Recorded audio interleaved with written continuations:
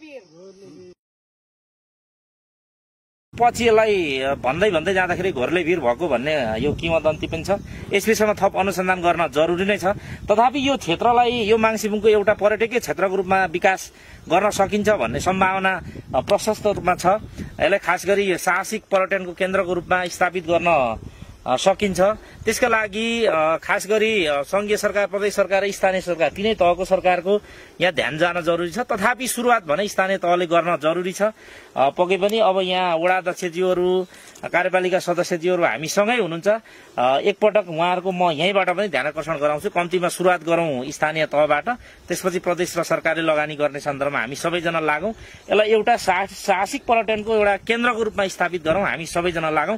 तपाईँ पनि एकपटक यो घोरले भिरमा आउनुहोस्, मन एकदम प्रफुल्लित बनाउनुहोस्, आनन्द महसुस गर्नुहोस्। अलिअलि डर लाग्छ, त्यो डर पनि यहाँ हेरिसकेपछि एकैछिनमा फेरि हराएर जानेछ। फेरि यहाँहरू सबैलाई एकपटक हार्दिक निमन्त्रणा गर्छु। नमस्ते एभ्रिवान, म संचारकर्मी भूमिका फ्याक लिम्बू। यति बेला म छु यो ठ्याक्क घोरले भिरको टुप्पोमा। तल हेऱ्यो भने डर लागिहाल्छ होइन, त्यही भएर यतै हेरेर बोल्दैछु। यो घोरले भिरको बारेमा चाहिँ सानोमा धेरै सुनेको। मेरो चाहिँ ठ्याक्क घर यहाँदेखि यतापट्टि हो। अनि सानोदेखि मेरो फुपू चाहिँ पारी यो माङसेबुङ 1 मा पर्छ। मेरो फुपूको चाहिँ माङसेबुङ पारीपट्टि इभाङ हो 2 पर्छ होइन। सो यहाँबाट उहाँहरू चाहिँ बाई फुट आउने गर्नुहुन्थ्यो माइत। त्यति बेला चाहिँ धेरै सुन्ने गर्थे यो घोरले भिरको बारेमा। लाइक हुन्छ नि के भन्छ, त्यहाँ चाहिँ यस्तो बुट्यानहरू समाएर हिँड्नुपर्ने, लहराहरू समाएर हिँड्नुपर्ने, त्यहाँदेखि झऱ्यो भने चाहिँ सिधै खोलामा पुगिन्छ भन्ने हुन्थ्यो। त्यो चाहिँ मैले सानोमा सुन्दै आएको। अनि यो घोरले भिरको यथार्थता थाहा पनि थिएन, खासमा कस्तो छ भन्ने लागेको थियो। तर यस्तो रहेछ, यहाँ आउने बित्तिकै माथि त्यो यसको टुप्पोमा चढ्ने बित्तिकै तल हेर्ने बित्तिकै काइन्ड अफ डर लागिगयो। किनभने मलाई आफै पनि हाइट फोबिया छ, म एकदमै हाइटसँग डर लाग्छ। अब तर म जस्तो मात्रै हुनु होला, धेरैजना चाहिँ एडभेन्चर रुचाउनेहरू हुनुहुन्छ जो चाहिँ साइक्लिङदेखि लिएर हरेक कुरा नेचरसँग खेल्न रुचाउने, एडभेन्चर रुचाउनेहरूको लागि चाहिँ एकदमै पर्फेक्ट प्लेस हुन सक्छ। नमस्ते, इलामको माङसेबुङ 1 घोरले भिरमा यति बेर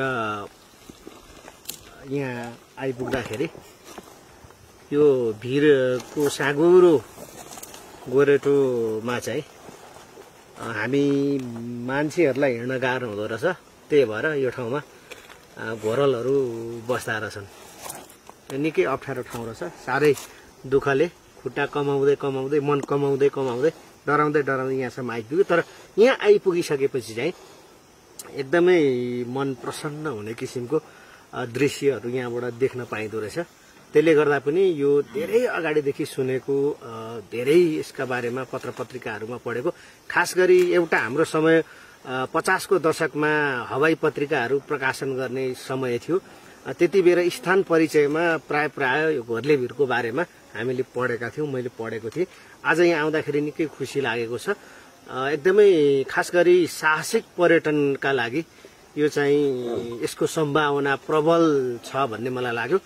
यसको जुन पहरा जस्तो तरिकाको छ त्यसलाई हेर्दाखेरि यो एउटा रक क्लाइम्बिङको लागि एउटा धेरै राम्रो सम्भावना रहने ठाउँ जस्तो लाग्यो। र त्यसै गरी यसलाई अलिकति व्यवस्थित गर्न सक्ने र यसको चाहिँ सम्भाव्यता अध्ययन गर्दाखेरि यो अर्को कुरा चाहिँ प्याराग्लाइडिङको लागि पनि एउटा राम्रै खालको चाहिँ सम्भावना छ भन्ने देखिन्छ।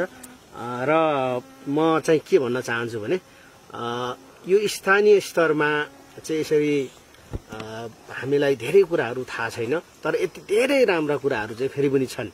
यस्ता धेरै राम्रा ठाउँहरू हामीले नै चाहिँ अन्वेषण नगर्ने हो, हामीले नै भ्रमण नगर्ने हो, हामीले नै अवलोकन नगर्ने हो भने चाहिँ अझ बाहिरका आगन्तुकहरूलाई, अन्य पर्यटकहरूलाई चाहिँ यहाँसम्म ल्याउन चाहिँ सकिन्न। त्यसले गर्दाखेरि सबैभन्दा पहिला चाहिँ हामीले नै हाम्रा चाहिँ स्थानीय ठाउँहरूको चाहिँ यसरी भ्रमण गर्ने, अवलोकन गर्ने, त्यसका बारेमा लेख्ने, बुझ्ने, अनुसन्धान गर्ने र अरूलाई पनि जानकारी दिने चाहिँ काम गरियो भने त्यो चाहिँ राम्रो हुन्छ।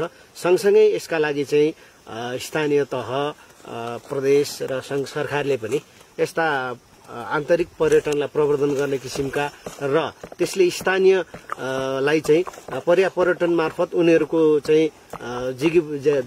जीविकोपार्जनमा सँगसँगै चाहिँ आय आर्जनमा मद्दत पुग्ने किसिमका कार्यक्रमहरू ल्याउने हो भने चाहिँ त्यसले हामीले नारामा भनिरहेको विकास र समृद्धि चाहिँ सम्भव हुन्छ भन्ने लाग्छ। नमस्ते, म चिरञ्जीवी घिमिरे नयाँ पत्रिका दैनिकमा काम गर्छु। हामी यतिखेर धेरै दिनदेखि माङसेबुङ गाउँपालिकाका विभिन्न धार्मिक तथा पर्यटकीय स्थलहरूको भ्रमण गर्दैछौँ। त्यस क्रममा माङसेबुङ वडा नम्बर 1 मा रहेको घोरलभिर हुँदै यो घोरलेभिरमा अपभ्रंश भएको स्थानीयले भन्नुभएको छ। घोरलेभिरमा चाहिँ आइपुगेका छौँ। यो एकदमै मलाई चाहिँ रमाइलो लाग्यो हैन। अरू साथीहरूलाई जस्तो डर लागेन। हामी चाहिँ दुईजना चाहिँ राम यङाङ र म चाहिँ त्यो त्यहाँको गोरेटो बाटै भएर आयौँ हैन। एकदमै मजा लाग्यो। त्यहाँनिर यहाँ घोरल बस्छन् भन्ने प्रमाण चाहिँ अर्को के देख्यौँ भने त्यहाँ हामीले घोरलको बड्किउला पनि देख्यौँ।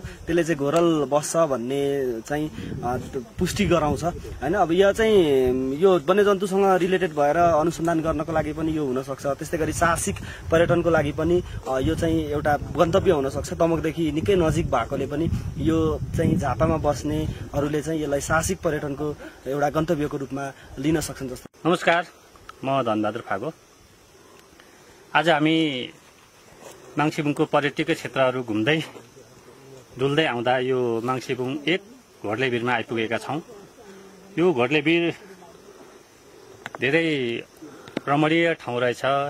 यहाँ यो साहसिक यात्रा गर्नेको लागि, साहसिक पर्यटनमा रुचि राख्नेको लागि धेरै राम्रो ठाउँ भएको हामीले पायौँ। यहाँ आउनको लागि सजिलो ठाउँ पनि रहेछ। यो तलतिर यहाँभन्दा अलिक तल देवमाई किनारमा गजमुखी, यहाँको चर्चित धार्मिक स्थल गजमुखीदेखि सिधै ठाडो बाटो आउँदाखेरि यो घोरलेभिरमा आइपुग्दो रहेछ। र त्यसरी पनि अर्को कुरा योभन्दा पारिपट्टि किराँत धर्मगुरु आत्मानन्द लिङ्गदेन र राष्ट्रिय विभूति महागुरु फाल्गुनन्द लिङ्गदेनको पनि जन्मस्थल रहेछ। त्यसरी पर्यटकहरूलाई यो धार्मिक स्थलसँगै यो साहसिक पर्यटकीय स्थलमा ल्याउन सकिने प्रशस्त सम्भावना देखिएको छ। यहाँ यसको लागि स्थानीय सरकार सहित प्रदेश र सङ्घीय सरकारले पहल गरे, यस क्षेत्रको विकास गरे। यहाँ साहसिक पर्यटकहरूलाई ल्याउन सकिने प्रबल सम्भावना छ।